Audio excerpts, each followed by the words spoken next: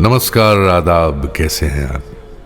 उम्मीद है बिल्कुल ठीक होंगे। मैं आपका दोस्त, आपका हमसफर, आपका मेजबान नवेद सिद्दीकी हाजिर हूं लेकर कहानियों का पिटारा। और आज की कहानी दिल को छूने वाली है, हमेशा की तरह। कहानी का शीर्षक है भुट्टा। जी हां, बरसात के मौसम में भुट्टे का आनंद ही कुछ और होता है। तो कहानी यूं है कि तेज बारिश के बीच एक गाड़ी एक भुट्टे के ठेले के पास आकर रुकती है।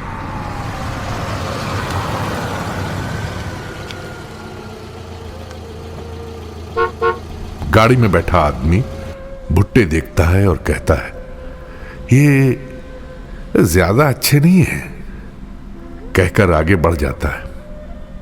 तभी भुट्टा बेच रहा एक 10 साल का मासूम बच्चा गाड़ी के पीछे भागता है।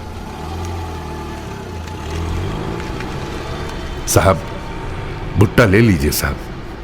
साहब, भुट्टा ले लो ना साहब। एक भुट्टा ले लो साहब, एक भुट्टा ले लो साहब। मेरी मां बहुत बीमार है साहब, मुझे दवा के लिए पैसे चाहिए साहब। एक भुट्टा ले लो, एक भुट्टा ले लो साहब। ये सुनते ही वो आदमी गाड़ी रोकता है और एक भुट्टा लेकर लड़के को 100 रुपए देता है। कहता है, ये 100 रुपए तुम्हारी मां की दवा के लिए हैं, जाओ बेटा उनका इलाज कराओ, और कुछ जरूरत हो तो मेरे घर आ जाना। ये कहकर लड़के को अपना पता देता है और गाड़ी आगे की ओर तेजी से बढ़ जाती है।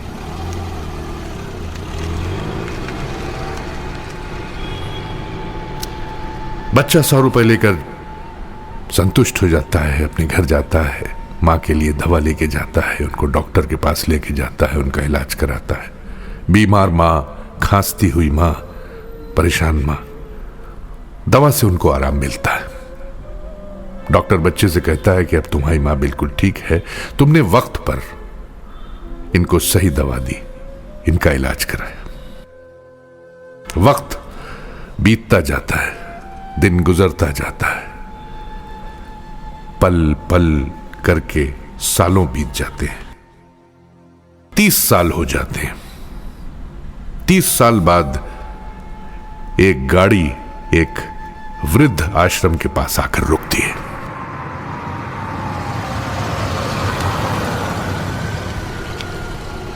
गाड़ी में से एक पति पत्नी और एक बूढ़ा आदमी निकलते हैं। बेटा, ये मुझे कहां ले आए हो? बूढ़े आदमी ने अपने बेटे से पूछा। कुछ नहीं बाबूजी, अब यही आपका घर है। आपकी वजह से मेरी पत्नी और परिवार को बहुत परेशान रहना पड़ता है। रोज रोज की चिक-चिक से मैं भी परेशान हो गया हूं। हम आपको अब अपने साथ नहीं रख सकते। नहीं बेटा, ऐसा ना करो, ऐसा ना करो मेरे बच्चे। मैं तुम लोगों के बिना कैसे रहूंगा? अकेले मर जाऊंगा, मर जाऊंगा बेटा। मुझे यहां अकेले मत छोड़ो। बेटा वृद्ध आश्रम के मालिक राजेश के पास जाता है और कहता है, इन्हें एक सादा और सस्ता कमरा दे दीजिए, मैं हर महीने पैसे देता रहूंगा।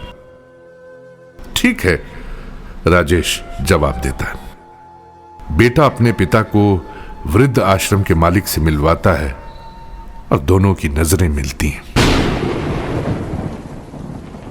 फॉर्म भरा जाता है और बूढ़े आदमी को उसका बेटा और बहू छोड़कर चले जाते हैं।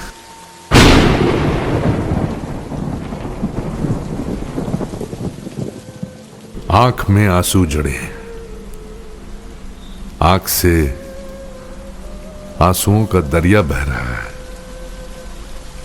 वो बूढ़ा आदमी अपना दिल पकड़कर बोला, चलो बेटा, मुझे मेरा कमरा दिखा दो। राजेश बाबूजी का हाथ पकड़कर एक आलीशान कमरे में ले जाता है, जहां सारी सुविधाएं थीं। टीवी, फ्रिज, एसी, बेड, पर्दे, चाय कॉफी का इंतजाम, हर चीज थी। बूढ़ा आदमी कहता है, बेटा ये नहीं कोई सादा कमरा दे दो, इसका खर्च ज्यादा होगा और मेरा बेटा शायद इतने पैसे ना दे सके। राजेश बूढ़े आदमी के पांव छूकर आशीर्वाद लेता है और कहता है, बाबूजी, आज से ठीक 30 साल पहले आपने एक जगह से भुट्टा खरीदा था और भुट्टा बेच रहे बच्चे की मां के इलाज के लिए आपने उसे 100 रुपए दिए थे और अपना पता भी दिया था। मैं वही भुट्टे वाला बच्चा हूं बाबूजी। आपके दिए पैसों से मैंने मां का इलाज करा लिया और वो ठीक हो गई। फिर उसी मां ने मेहनत करके मुझे पढ़ाया और इस लायक बना दिया कि आज मैं इस काबिल हूं आपके सामने। आपको मैं पहचान तो रहा था, आपके दिए हुए पते को मैंने आज भी संभाल कर अपने बटुए में रखा है। ये देखिए, जब आपके बेटे ने फॉर्म भरा तो मैंने दोनों पतों को मिलाया और मैं समझ गया कि आप ही मेरे देवता हैं। अपने बेटे से कहिए कि यहां उसे एक भी पैसा देने की जरूरत नहीं है, आपका खर्च उठाने की जरूरत नहीं है। अपना पैसा संभाल कर रखे, आगे उसके काम आएगा। और उससे यह भी कह दीजिए कि यह जगह आपके दूसरे बेटे की जगह है, आपकी जगह है, आपका घर है। उम्मीद है यह कहानी आपको पसंद आई होगी, दिल को छुआ होगा। सबक यह है, सीख यह है कि हम अगर किसी के साथ भलाई करते हैं, आज नहीं, कल नहीं, परसों नहीं, बरसों नहीं, लेकिन एक दिन आता है कि उसका सिला हमें जरूर मिलता है। आपकी भलाई व्यर्थ नहीं जाती, बेकार नहीं जाती। आज की कहानी पसंद आई होगी, हमारे चैनल से जुड़े रहिए।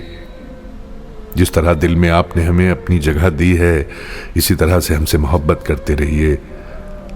और भी खूबसूरत कहानियां लेकर आपके बीच आता रहूंगा। आपका दोस्त, आपका साथी नवेद सिद्दीकी इजाजत लेता है। सलाम कबूल कीजिए, खुश रहिए।